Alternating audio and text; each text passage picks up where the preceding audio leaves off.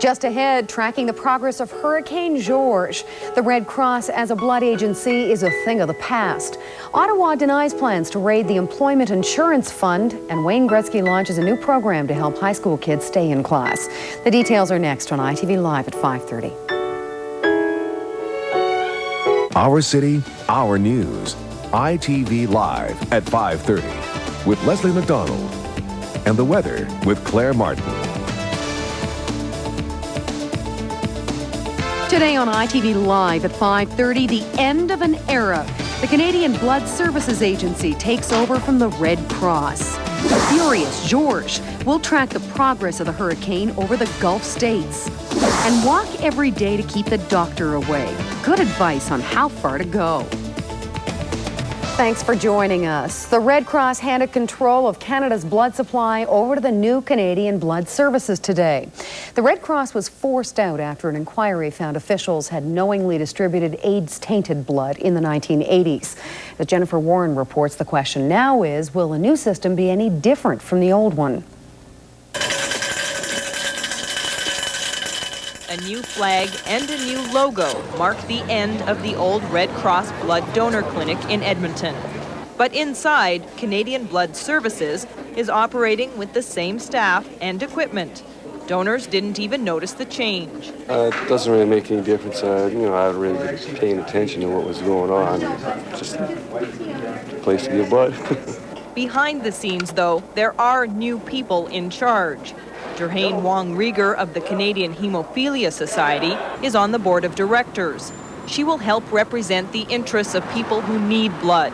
One way CBS plans to be more accountable. For all the decisions it makes and the changes it implements, at the end of the day, CBS is responsible. Under the old system, there was a Canadian Blood Agency acting as a middleman between the Red Cross and the federal government. The new Canadian Blood Services is independent. If a new bloodborne pathogen becomes known and a test becomes available, the new organization will be able to respond to that very quickly, can make those decisions on its own. The new Blood Services promises to be more open. The minutes from all the board's meetings will be available to all Canadians, and an annual report will be presented at a public meeting. We encourage people to keep an eye on us, to watch, to ask lots of questions, because we want to make improvements. We want to learn from the lessons of the past and build on that for a strong future. Jennifer Warren, ITV News.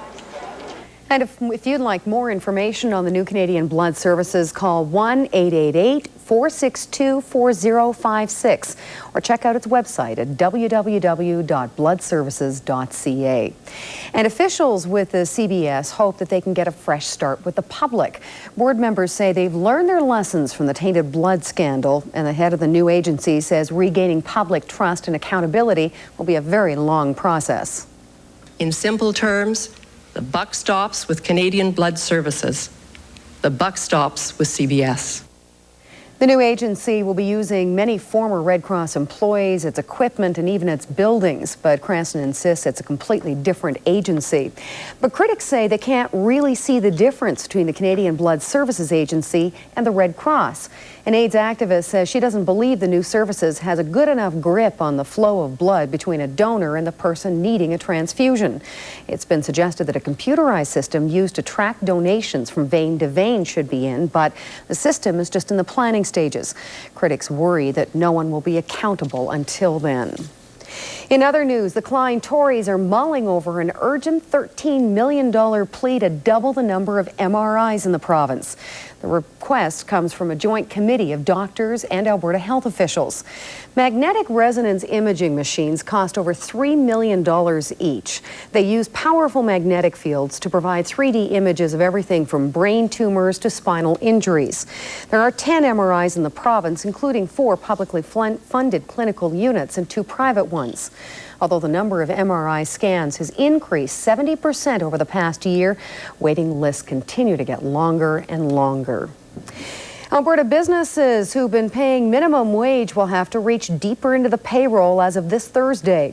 The rate will rise from $5 an hour to $5.40.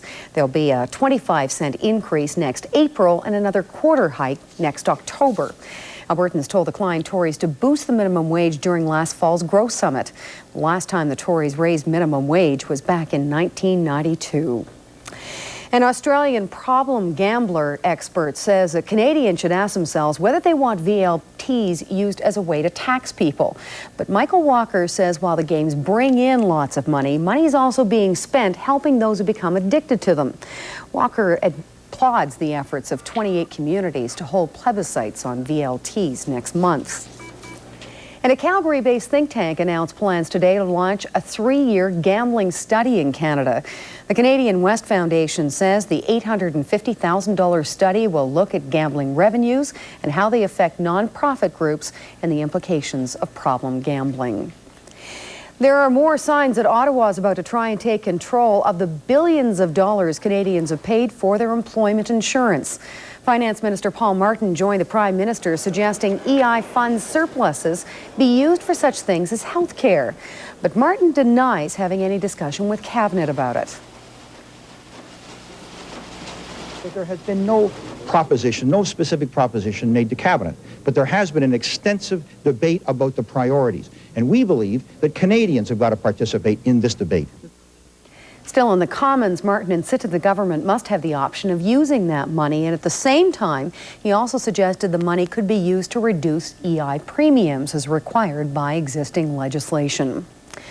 Well, it's back to the classrooms for Ontario students and teachers. The Liberals and NDP have tentatively agreed to a plan which would pass legislation to end the teachers' dispute by midnight tonight. While both parties are expected to vote against the Back to Work bill, they've agreed to debate it early this evening. That should allow the government to pass the legislation using its majority. In exchange, the Harris Tories will remove a contentious section which defines instruction time for teachers in contract negotiations. And what have we got coming up for weather this week? What a bad day was it out there today. And the one question that is still on everybody's minds is the frost question. And I was mulling over a fax I got from a viewer last week, and I couldn't answer the question. So I went to the brains at Environment Canada, the highly educated brains at Environment Canada, and here's what they came up with. Here's some more frost facts. When, I was asked, was the longest frost-free period? Well, it occurred in 1980. We had 184 frost-free days from April 11th to October 11th. How are we stacking up? Well, 1998 so far is coming in ranked the 4th frost-free period with 163 days. Taking a look at the lows around the region this morning, you can see we still aren't seeing overnight lows dipping below the freezing mark in the Edmonton area, well above freezing, minus 1.7 in Barhead. So there are some sites that have seen a frost, including the suburbs. International Airport has already had a frost. Downtown hasn't yet. And hopefully we won't see one in the forecast either. Okay, sounds great. Thanks, Claire. See you soon. Well, it's finally happened. Some of the wind has been taken out of Georgia's sails. It's now been downgraded to a tropical storm. Georgia is shifting slowly northward into Mississippi, but as Mike Emanuel reports, thousands of Gulf Coast residents in shelters could be there for days. All along the Mississippi Gulf Coast, Hurricane George did damage. Winds tore branches from trees, uprooting some altogether. Telephone poles fared little better, and power lines in many areas were downed. We caught the first part of it, then the eye, and then the tail end. For the Long Beach, Mississippi Police Chief, hurricanes are no adventure. Stay in shelter, seek shelter, stay there until this thing, until civil defense gives them an okay. Maximum sustained winds at last report were still near 100 miles per hour. Many residents heeded warnings and spent the night in area shelters. We did have over 200 last night. Shelter coordinator Jesse Moore has reason to respect the power of nature. I lost my daddy and Camille right here. So staying at a place like this is important. That's right. They say water's coming up to the tracks, and that's about 3 blocks away from the beach. So we live a block away, so they say it's pretty well flooded. For many, the hardest part is waiting to find out what's left back home. Last report, the house was still there. And that was late last night, around 11, I guess. So we haven't had a chance to get over there and find out anything. We're alive, and that's the most important thing. All of these things are material, and they can be replaced, but we can't. And luckily, God's help, we got through it. Curfews are still in effect for much of the region. With heavy rain in the forecast, the biggest problem now may be flooding. Substantial progress is made in the Middle East peace process and looking for the next generation of sumo wrestlers. Japanese officials say today's teens just don't seem to have the stomach for the sport. The details are next when ITV Live at 5:30 returns. This portion of ITV Live at 5:30 is brought to you by Holt Renfrew, the store, the brand. Last week it was no new taxes. Now the mayor has flip-flopped. I'm Graham Richardson. The mayor says property taxes may in fact be raised if he's elected mayor again. Will that change the election? We'll have a full story coming up next on ITV News at 6.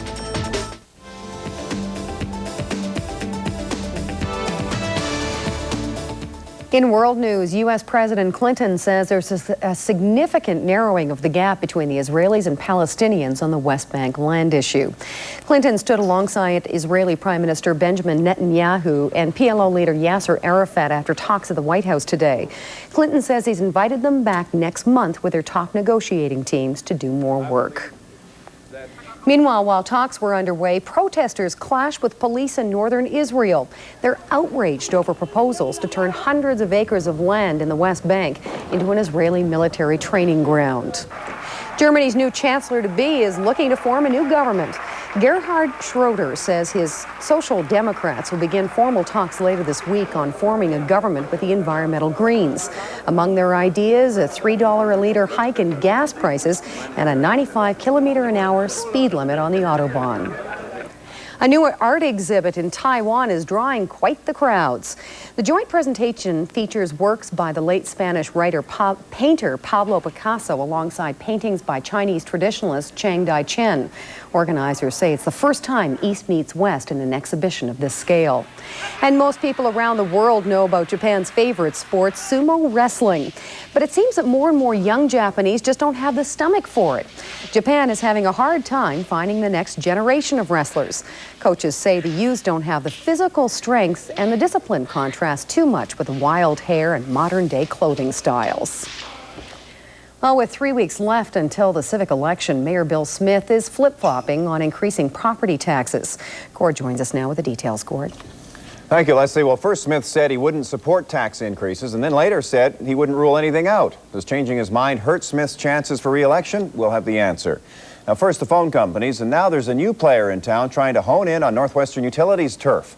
Our troubleshooter tells us about the new kid on the block.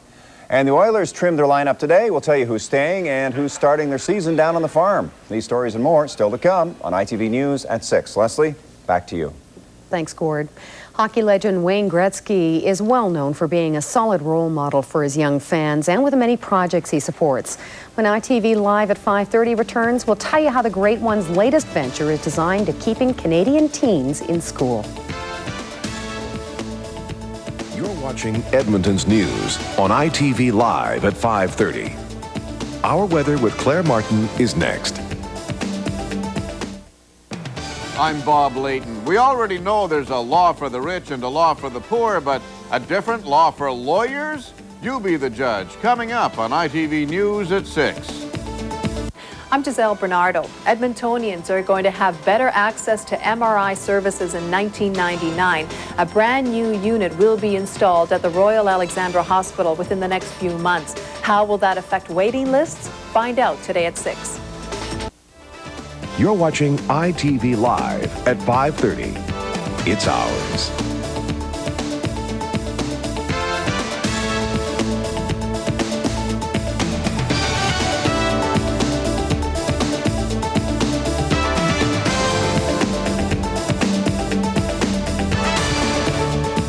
ITV is not just shown in the Edmonton region, but across the country, north and south. And I think, Claire, you get a lot of mail from out of town. We do. You know, we get a hell of a lot of mail, actually, from out of town, especially in the Northwest Territories.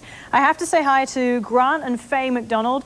He is an RCMP officer up in Broughton Island. Broughton Island, Northwest Territories. He also used to watch us in Fort Simpson. We're famous in Fort Simpson, which leads me quite nicely, talking about the Northwest Territories, to some temperatures that have been records that have been falling in the Northwest Territories. We had records set today: Alert, Resolute, Rankin, Eureka, and there was one other, Iqaluit. setting records, hot daytime highs. It wasn't quite as hot, however, in the province of Alberta. Temperatures are closer to the seasonal mark, not too bad. Downside warmer than they were this time last week. We saw temperatures only into the single digits. Today, we managed to get to a high of around 14 degrees in Edmonton. That's around the average mark for this time of year.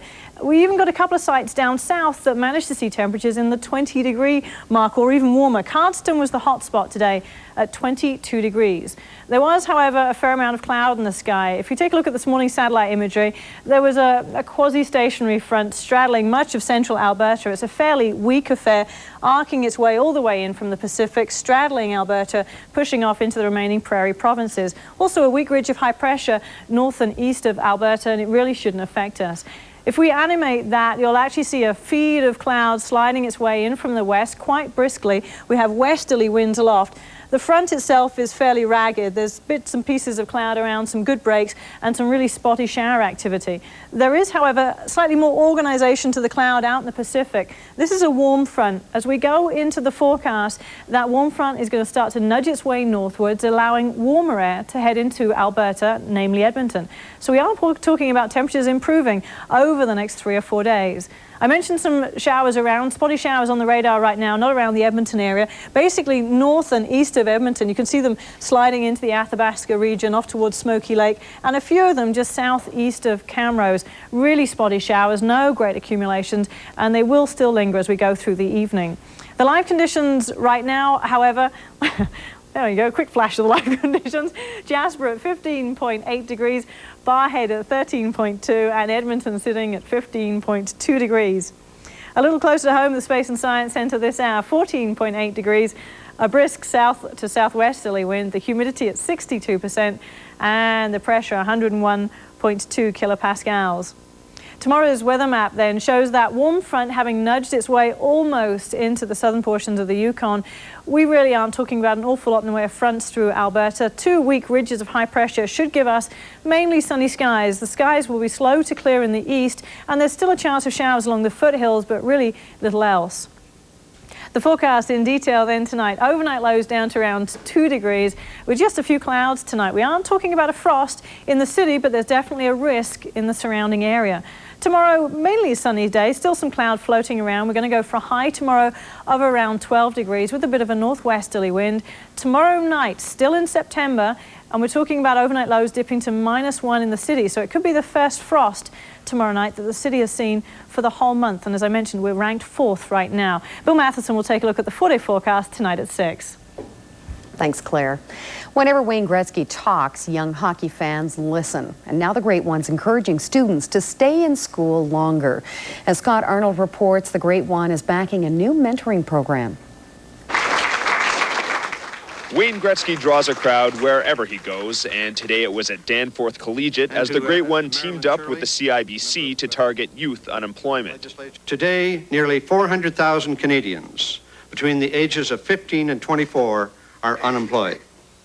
The unemployment rate among young people is 16%, about twice the national average. The Youth Vision Initiative launched today includes scholarship, mentoring, research, and pre-apprenticeship programs.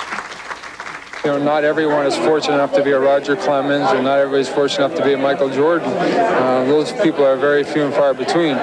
But everyone is equal in the sense that they have an opportunity of getting an education and working hard and furthering themselves with scholastics. Lots of people are scared of their future, and they're not sure if they can afford it because university costs are going up so much. I know I've been worried, working really hard trying to get good marks, and this is wonderful. I think that Wayne Gretzky can come down and help.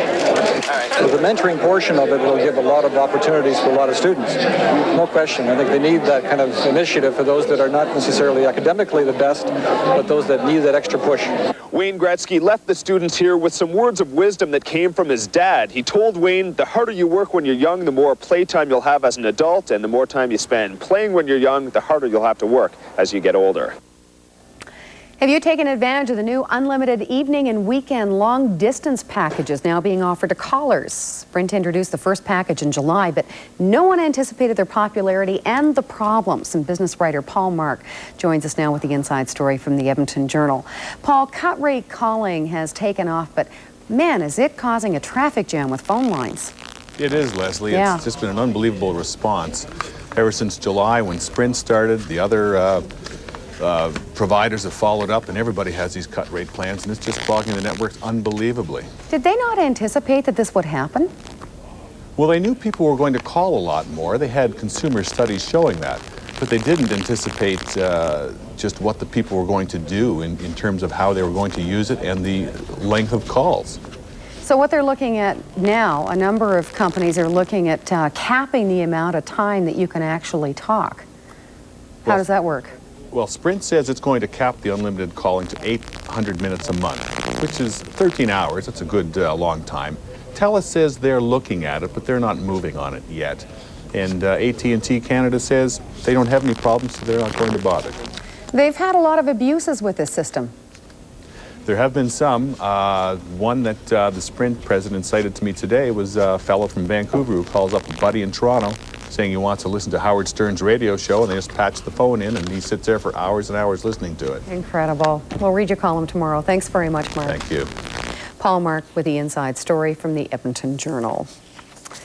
Taking a walk a day may keep the doctor away, but just how long should you be out pounding the pavement as a way to get in shape?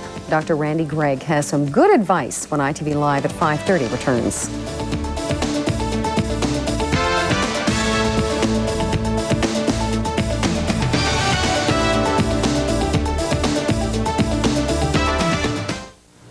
We'll go live to Toronto for the latest on the Back to Work bill for Ontario's teachers. As well, the Red Cross is out and Canada's new blood agency is in. We'll tell you what happened on its first day of operations and what to do with that massive employment insurance surplus on Canada Tonight.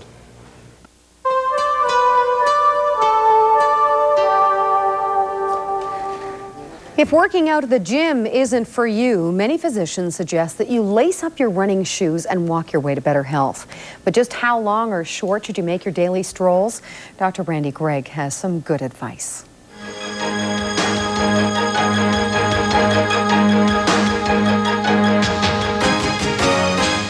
It's long been known that walking is a good example of an aerobic exercise that will improve one's overall health. But what about the duration of a person's regular strolls? Are longer walks more beneficial than shorter ones? 34 healthy women were studied for 10 weeks to see if the length of their walks had any effect on overall cardiovascular benefit.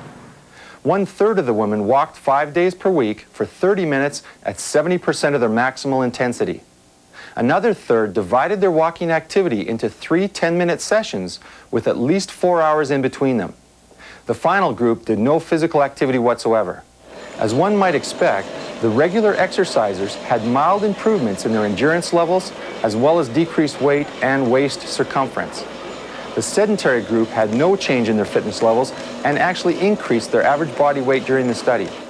One interesting conclusion from this study was that the short bout exercisers, walking for only 10 minutes several times a day, received equal degrees of health benefits as the group that walked for longer durations. It appears from this study, at least, that individuals need not use a lack of time as an excuse for continuing to be out of shape. Frequent 10-minute walking sessions done at work or after meals at home may be all one needs to become more fit and begin feeling better. I'm Dr. Randy Gregg. And that's our show for tonight. ITV News at 6 is next. Tonight's top story, Bill Smith scrambles when confronted with a controversial election issue. Hey, listen, you're doing a great job on TV. Plus, finally, some good news for residents living in the path of Hurricane George. Then your wallet could be the winner in a fight over natural gas. And Edmonton is about to get a second MRI, but it still won't solve a major healthcare problem. Now, ITV News at 6. Good evening. It may be the defining moment in the election campaign. Last week, Mayor Bill Smith said he would vote against any hike in property taxes. But on the weekend, he apologized, changed his mind and his platform, saying a property tax hike is likely. Reporter Graham Richardson has been following the story, and he joins us now live from the ITV newsroom. And Graham, a bit of a change in tone today from the mayor. I think that's fair to say, Linda. All along, we have known that property taxes would be an issue. No one expected them, though, to be such a big issue so early in the campaign, and right now it seems they are the biggest issue in the campaign. Clearly, Clearly, he is a man who enjoys his job, enjoys the attention that comes with being mayor. But it has not been a good few days on the campaign trail for Mayor Bill Smith. Despite being the widely touted frontrunner, the incumbent has got himself in some serious trouble. Here's why. For the record, here is Mayor Bill Smith on taxes on Wednesday. I'm not going to support a tax increase. Are there some services? If the rest of the council does, I don't have any control on that, but I'm not going to support it. And by Sunday, a complete reversal. If a tax increase is necessary to avoid major layoffs, then of course I'm going to support that. For some observers, this was a major mistake, one that highlights Smith's weaknesses. Well, the mayor has to know the budget. This is day-to-day stuff. You work hand in glove with the city manager over 3 years. Some of Smith's opponents say the tax flip-flop could cost him his job on election night. Taxes, definitely. That's where he's weakest. It's the hard numbers. It's what he's responsible for as mayor. Exactly the issue I wanted to bring up and hit home on. And while others were talking about Smith's change on taxes, the mayor certainly wasn't. Talked about it, so I'm not going to talk about it. Well, there's an election going on and people are still talking about it, sir. Hey, listen, you're doing a great job on TV. Bill. Pursued further, again, the mayor chose to ignore the question. Mr. Smith, I don't think it's fair during an election campaign for you to walk away on an issue like taxes. You guys are doing a great job. Keep it up. Terrific. So, Gordon, Linda, a bit of a strange response from the mayor, perhaps thinking that this would just go away, but obviously with 3 weeks to go in the campaign, something like property taxes and a change like this obviously won't be going away, so he will have to respond at some point. Graham, don't you think, isn't it a bit unusual here for the mayor to turn down a request just to get his, perfect chance to get his point across to the media here? Yeah, it seems that way usually, Gord. I think it's fair to say, though, that Mayor Smith has been stung by some of the criticism, especially in the Edmonton Journal over the weekend. They talked about his policy on taxes, comparing it to a trout in a boat flip-flopping on the bottom of the boat. Some stinging criticism in the middle of a campaign. Obviously, the mayor didn't anticipate. Perhaps he just wasn't ready for the questions today, but he had been answering them over the weekend, so a bit of a surprise. Interesting story. Now. Yeah. All right, thanks, Graham. You're welcome. Graham Richardson reporting live from the ITV newsroom. And during the last 2 years, property taxes have risen by 11%. Most at City Hall believe another tax hike is probably inevitable here because of a projected $44 million deficit. Edmonton Catholic school trustees will meet in just over an hour for an unprecedented emergency meeting. The board is worried about a $5 million shortfall for a major renovation project at St. Joseph's High School. Reporter Peter Chura is standing by at St. Joe's, and he joins us now live. Peter, I guess there is a lot at stake here for students and parents all over the Catholic system. That's right, Gordon. The trustees tonight face some very unattractive options on what to do about a $5 million shortfall and a $21 million project to refurbish St. Joseph's Composite High School. Take a look at the project that's going on right now. As I say, they're $5 million short on this project. It's a project they say is in desperate need of completion. The building is 67 years old and greatly in need of refurbishment. One option they have is to put this off. Now, that would mean only 900 students can go to this school, which was designed at the end of the project to take 1,600.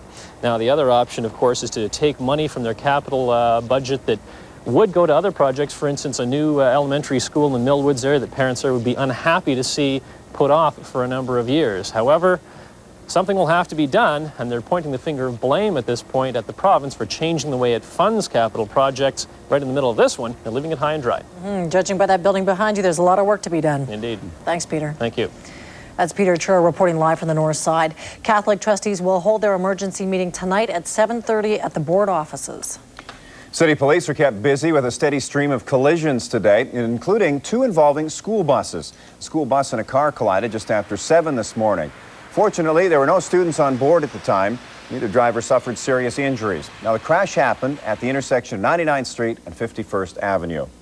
And then, over the noon hour, another school bus was hit. And this time it happened on the north side near 103rd Avenue and 119th Street. Once again, there were no children on board when the accident happened. Police continue to look into both crashes. No word on any charges. There were some tense moments as the police tactical unit responded to a report of someone with a gun this afternoon. The report came from a resident of an apartment building in northwest Edmonton. Police arrived and arrested 3 men without incident. Officers seized a weapon, but no shots were fired and no one was threatened. Police say they're glad to get that gun off the street. And one of the things we did seize was a .22 caliber semi or fully automatic rifle or machine gun, if you like. And we still have to test that to see whether it's operational and exactly whether it's semi or fully automatic. Police say the 3 men were roommates and one of them was moving out after a dispute. Weapons and stolen property charges are pending tonight. Well, first it was the phone wars, and you've seen the payoff on your telephone bill. Now it's the cost of your heat that's causing some lively debate.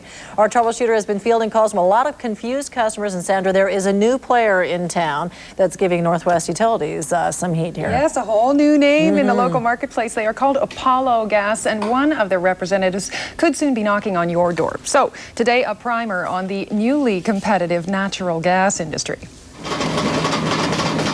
It's an essential, perhaps powering the stove in your favorite restaurant or fueling your furnace. Natural gas used to be the sole domain of Northwestern Utilities. Deregulation has changed all that. Nothing but good news. Every province has proven that the cost of gas has gone down. Apollo says by signing on with them, your bill will go down too. But Northwestern is refusing to blink. We welcome competitors to the market. It seems that market-based everything is in vogue these days. It's all measured by units of gas. Right now, Northwestern is charging you $1.63 per gigajoule. That rate will be bumped up to about $2.20 this winter.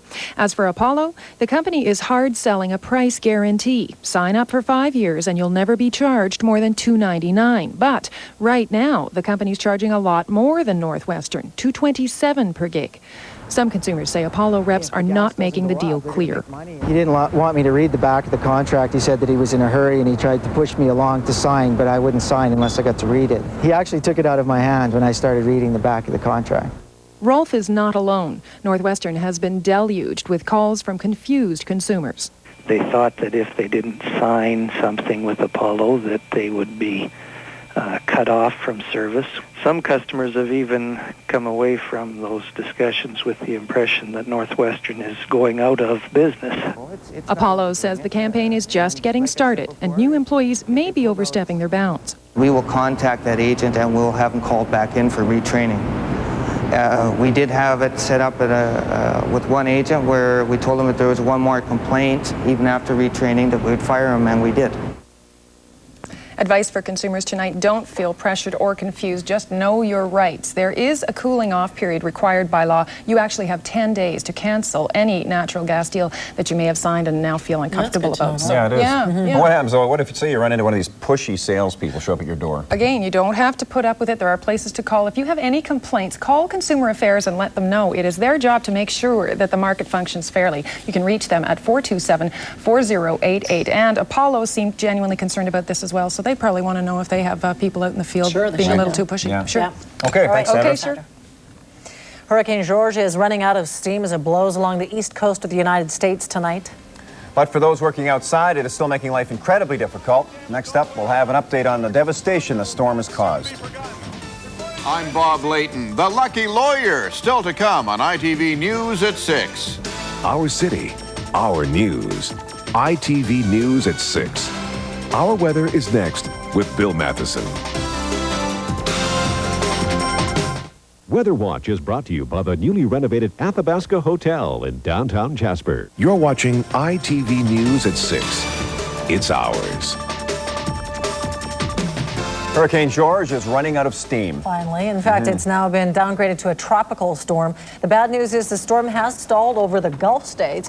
Areas in Mississippi were hit the hardest by the 280-kilometer-an-hour wind gusts and 50 millimeters of rain.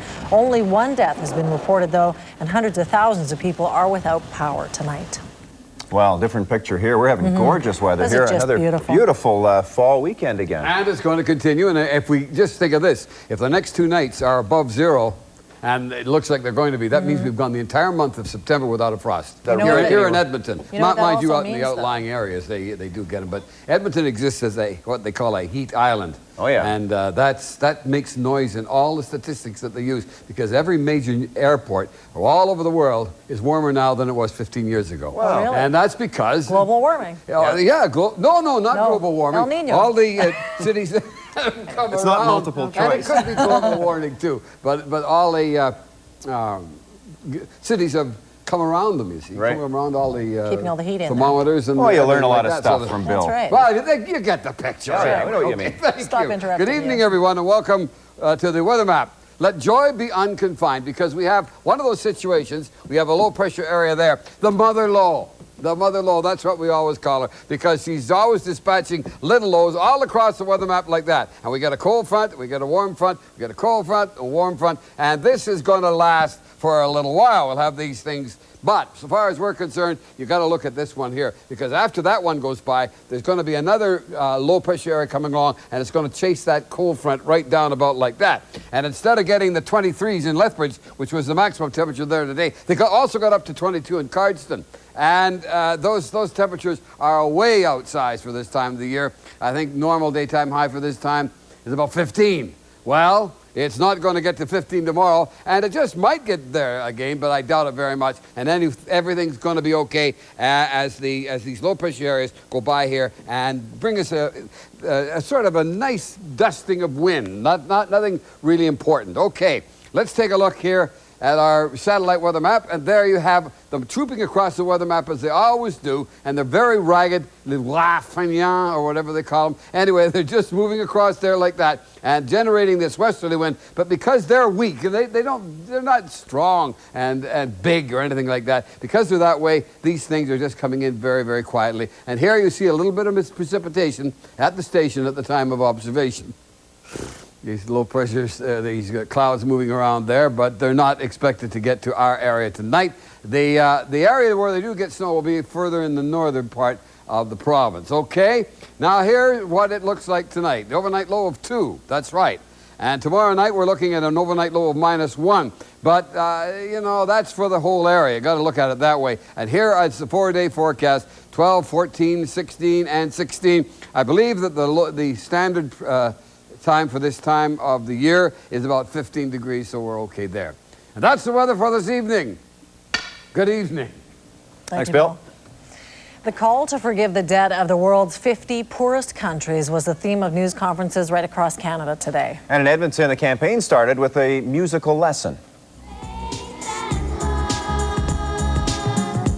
These little Simbas were part of the cast of St. Richard's School's Lion King performance. Presentation kicked off a campaign called Jubilee 2000, a call for a new beginning. The event is organized by a coalition of Canadian churches. Its goal is to convince North American banks to wipe out the billions of dollars owed by third world countries. Because of that phenomenon of rising interest and falling prices for commodities, many of the countries have returned to those institutions sometimes twice and even 3 times the original amount that was lent to them. The United Nations estimates that $9 billion in debt is owed by the world's poorest countries. A thought-provoking demonstration took place in Edmonton today. It involved more than 1,000 T-shirts. We'll tell you the significance next. Plus, the new blood agency has officially started. You'll see what changes are taking effect later. In Stratford, Ontario, they're talking about the lawyer who stole hundreds of thousands of dollars from his client's trust accounts. The lawyer gets an 18-month conditional sentence to be served in the community, including 240 hours of community service. Now, what that means is he doesn't go to jail. He has to spend the next 18 months at home with all the conveniences and no guards at home. For the next year and a half, he can't go out. Well, except to do the community service. But other than that, the judge says he has to stay home. Well, except when he's at work. So community service and work he can go out for, but other than that, he has to stay home. Well, unless he has to go out for a medical reason, to see the doctor or get a prescription. So community service or work or doctor, other than that, he must stay home. Oh, well, except if he wants to go to church. The judge says he can go out for that. The prosecutor had argued that for stealing hundreds of thousands of dollars, this sentence might seem a little lenient for a lawyer and caused the public to wonder about our system of justice. Right. Put my name on that list. I'm Bob Layton. Closed captioning brought to you by Holt Renfrew, the store, the brand.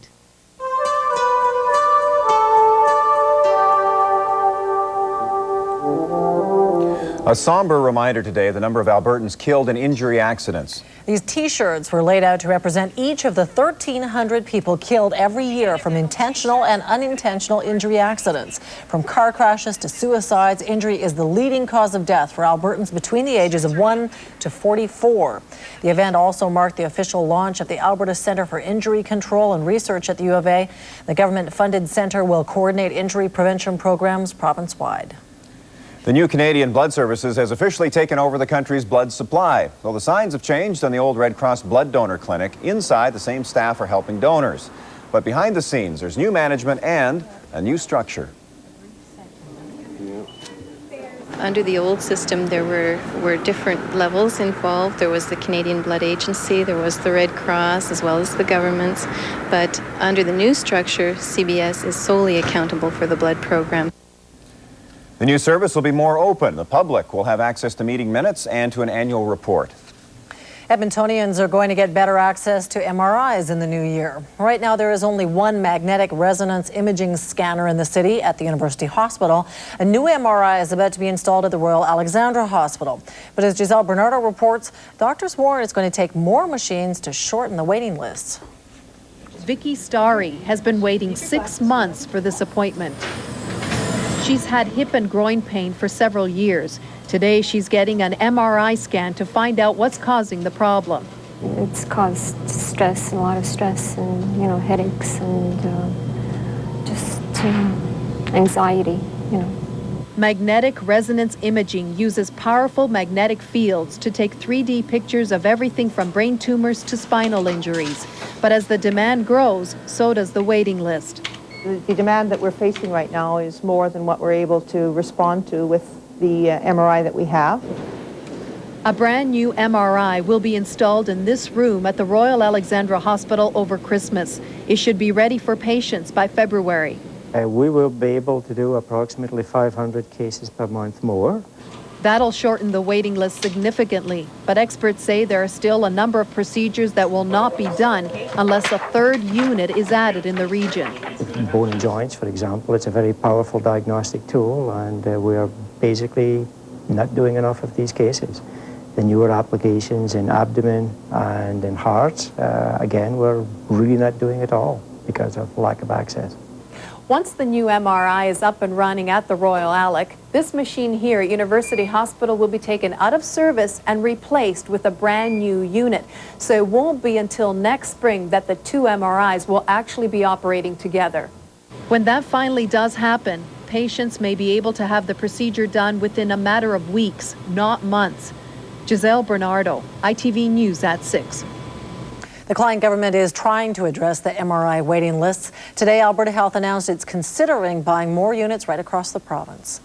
Breast cancer is the single biggest killer of Canadian women between the ages of 35 and 55. This morning, an Edmonton man began an ambitious journey to do his part in the battle against the disease.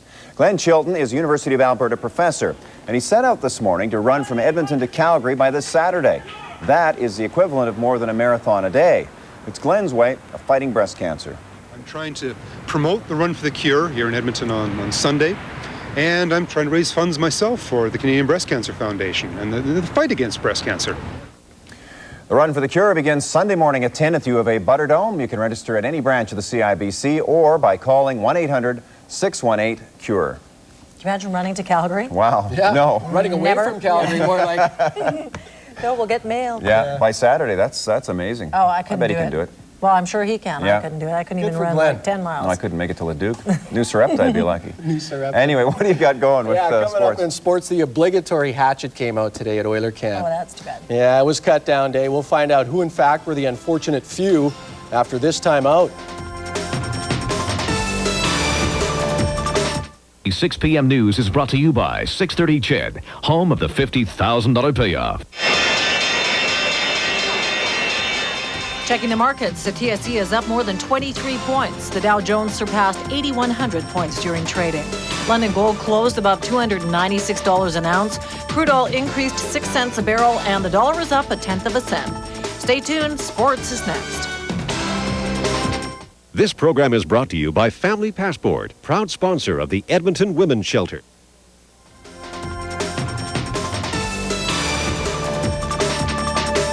John's here with the sports. Kind of a sad day, I suppose, for some people in the Oilers camp. And some for Oiler fans, too, actually. I guess so, for sure. Thanks, Gordon Lidna. Good evening, everybody. The Oilers' first regular season game is a little less than 2 weeks away. So it's time for the team to start trimming the training camp roster. And today, the coaches commenced with cuts at Skyreach Center. 6 players altogether received the news this morning. Dennis Bonvie, Michael Reason, Steve Passmore, Todd Reardon, and Sergei Yurkovich were all assigned to the Oilers' American Hockey League affiliate, the Hamilton Bulldogs. Roman Oksuda was given his release outright. The moves were anticipated by some. For others, the news was heartbreakingly bad. Oh, it's very disappointing. I've liked playing here when I have played here. Fans have been spectacular with me for the little bit I have played here, and you know, it was always in my best interest that I wanted to stay here, but obviously that's not the case. For me, it's important that I play one time in the NHL. I know that I have to learn a lot, and it's so a big difference between Swiss hockey and North American hockey. But I see if I work hard, maybe I will get the chance, and that's good for me. Ronnie Lowe said that, you know, and that if I go down there and play well, that I will get a shot back up here. And he's been honest with me before. And, you know, like I said, I've been through worse, so I'll go down there and battle again. The Oilers conclude their preseason campaign with a home-and-home series against Calgary later this week. They're in Calgary Thursday, here Friday. We'll have more on today's moves on Sports Night. No question about it, baseball was very, very good to the fans this season, but the record-smashing year isn't over yet. The Cubs and Giants finished tied for the National League wild card. They're presently playing a one-game showdown at Wrigley Field. Tonight's winner earns the right to take on Atlanta in the first round of the National League playoffs. And there it is in the second inning. Steve Troxel got the start for Chicago. Mark Gardner's on the mound for the Giants. Bagels on the board in the second inning. Sammy Sosa still has a shot, although somewhat remote, at catching Mark McGuire in the home run race. Mac cracked a couple yesterday against Montreal for 70 on the season. McGuire capped off a magnificent season with 2 taters yesterday. He nailed numbers 69 and 70 as the Cards defeated the Expos 6-3. Here's a stat. If you added up the distance of all 70 McGuire home runs, the final figure would come to nearly 30,000 feet, higher than Mount Everest. Safe to say, McGuire's on top of the world. I mean, it's unheard of for somebody to hit 70 home runs. I mean, I'm like in awe of myself right now. How about Colorado's Larry Walker? The Canuck claimed the National League batting crown with a .363 average. The BC native overcame a number of injuries to win the title. Bottom line is we're not going to the playoffs, so it doesn't, regardless of what I did. It's over and done with. It's a very frustrating year, and go back to the drawing board, see what happens. Don Baylor, Walker's field manager with the Rockies, was dismissed of his dugout duties this afternoon. Baylor has, however, been offered an office job with the club. Reports say the Expos' Felipe Alou could be the heir apparent in Colorado. Alou stated yesterday he's open to offers from rival teams after a misunderstanding with Montreal management. What do you think of Mac's comments? Yeah, I'm in awe with myself. I don't know. It is a pretty amazing feat, though, when you think of it. Is it over now, though? No, because it is Sammy for still him. has a chance, Sammy's right? going to go, and Sammy's still going at it tonight. Keep chipping away. And we'll have the score on Sports Night. Sounds good. Thanks. Johnny. Well, you know, it was a very successful weekend for several local charities. Absolutely. Thanks to the efforts of many Edmontonians. I joined more than 1,000 people taking part in the 1998 AIDS Walk yesterday. The 7-kilometer trek through the River Valley raises money for 4 AIDS organizations, and all the money stays in northern Alberta. It was one of 70 AIDS walks across the country. Altogether, some 50,000 Canadians raised close to $2.5 million. That is impressive. Absolutely. And Santa Claus arrived in the city on Sunday. That's right. He arrived riding a Harley Davidson. And I was one of more than 3,000 bikers involved in the annual toy run for Santa's Anonymous. And each of the bikes carried a new toy for the longtime Edmonton agency. This actually was the 15th edition of the annual ride. And this year's run was dedicated to the memory of Skip Fox, a motorcyclist and avid supporter of Santa's Anonymous. And he died this summer. Great turnout. 3,000 bikers are all carrying like 3 toys each. Kicked it off real well. Quite the spectacle. It was very good. Nice Quite day. the motorcade we watched it go by here yesterday. Yeah. We're out of time. Thanks for watching. Good night. Good night. Yeah, it was wild, eh? The nation's top stories tonight. New blood. The Canadian Blood Agency takes over from the Red Cross. Big money. Will the federal government raid billions from the EI fund?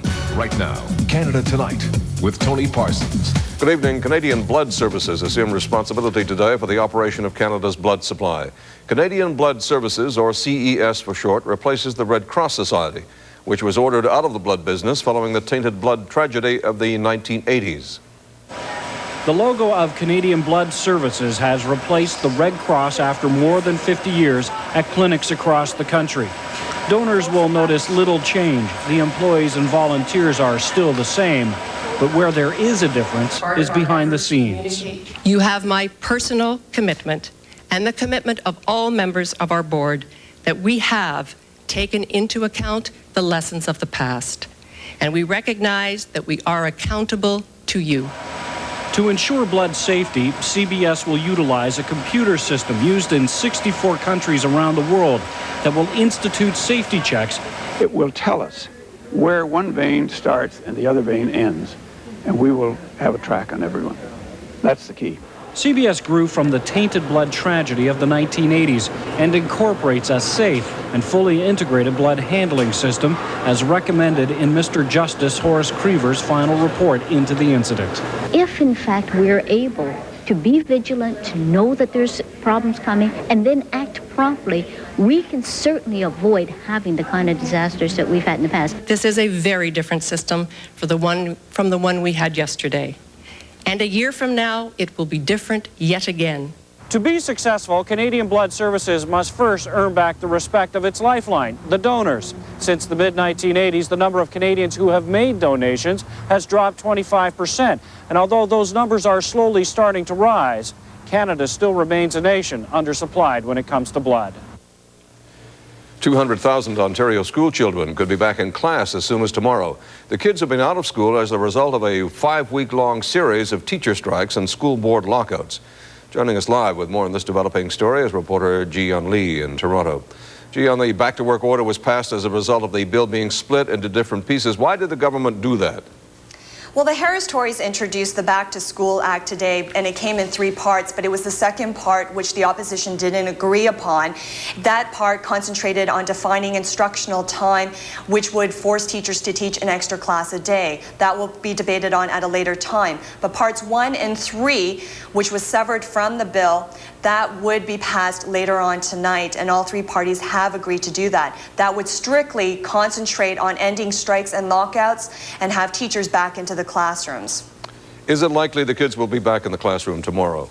Most definitely. As we speak, MPPs are debating on the legislation. It's going through 2nd reading and will go through 3rd reading later on tonight. And it's expected that it will pass around 11 o'clock Eastern time, so students will be back in the classrooms tomorrow. In these win-lose situations, did the teachers get what they wanted? Well, it's clear who the winners and losers are. The winners are the parents and students and the Harris Tories who have asked for this and wanted for this, but the losers are the teachers. No one wants to be forced back to work. But I did speak to a lot of them today in the picket lines, and they said they would abide by the law, but forcing them back to the classrooms wouldn't change what has happened to the education system. They say millions have been cut, and that's going to hurt students in the end. This has been a long problem for the Harris government. How has it affected their rating with the public? Well, surprisingly enough, the Harris Tories are still doing very well in the polls. They hold a very strong, they're standing in first place at the time, and a lot of public opinion hasn't affected their stands in the polls. But election is expected to be called in the spring, and only then we'll find out whether or not they bide well with the public. All right, thank you very much. There are more signs Ottawa is about to try and take control of the billions of dollars Canadians have paid for their unemployment insurance. Finance Minister Paul Martin has joined the Prime Minister in suggesting the EI fund surplus might be used for things like health care. But as Sean Poulter reports, that would be against the law. It's the lure of too much money. When Ottawa made it harder for Canadians to claim unemployment insurance, the fund Canadians and their employers pay into kept growing. Now there's a $20 billion surplus. And so the law says Ottawa is supposed to start lowering premiums starting in November. But giving money back doesn't come easy to Paul Martin. We are in a very volatile world, and that it makes no sense for the government not to keep its powder dry. To put it another way, the finance minister wants to change the law, make the unemployment insurance fund part of Ottawa's general revenue, and pocket the surplus. Opposition MPs call that fraud. Well, he pillaged the fund like Genghis Khan, the finance minister, and his marauding hordes of liberal backmen. Is he going to change that law to get his hands on the money that the law says he's not entitled to? Governments have to make choices, and those choices involve a reduction of EI premiums, absolutely, but they also involve, Mr. Speaker, a reduction in personal income taxes, and they involve spending in important areas like health care. The provinces want Ottawa to obey the law and use the surplus to slash premiums, which they say are dragging down the economy. But Ottawa has other priorities. I think Canadians are entitled to a debate as to whether, in fact, we should proceed with the balanced approach that we have had, reduce personal income taxes, as well as reducing EI premiums, and at the same time invest in health care. He wants an after-the-fact debate. I mean, the reality is that this government has already made it quite clear it intends to help itself to the unemployment insurance funds that have been building up. The finance minister insists he has made no specific proposal to Cabinet to take over the UI fund, but he's not ruling it out either. Instead, the government is preparing the way for a massive selling job to convince Canadians that the money they paid into their unemployment fund should be spent by their government for something else. 34 ethnic Albanian refugees pushed their way into the compound of the Canadian Embassy in Budapest today. The group, 18 adults and 16 children from Yugoslavia's war-torn Kosovo province, had been accepted in Hungary as refugees but wanted to flee to Canada. Canadian diplomats called and found that most of them are error-free. A few of them we found issues, and these are minor issues which will not affect the generation of the power.